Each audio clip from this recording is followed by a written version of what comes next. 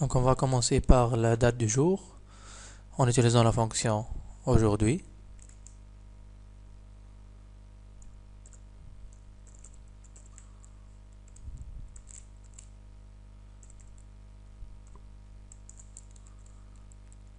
Voilà. Puis on va calculer l'âge de chaque employé en utilisant la fonction date diff. Donc égal date diff, on ouvre les parenthèses, l'ancienne date, point virgule, date du jour, point virgule,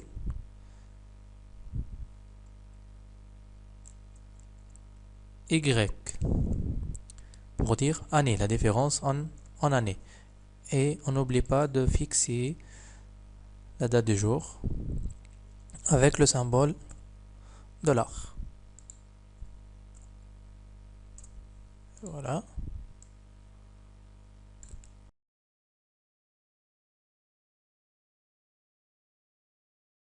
En bleu, les lignes hommes et les lignes femmes en rose.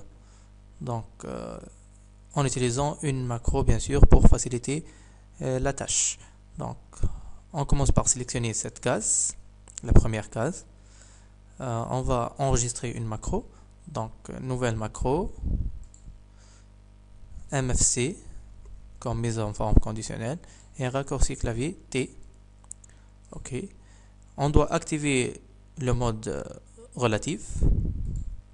Puis, on va commencer le travail. Tout d'abord, on va sélectionner toute la colonne, menu format, mise en forme conditionnelle.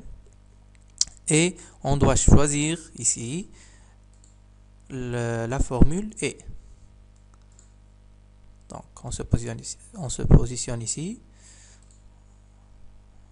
La case G2 égale à la lettre F entre apostrophes.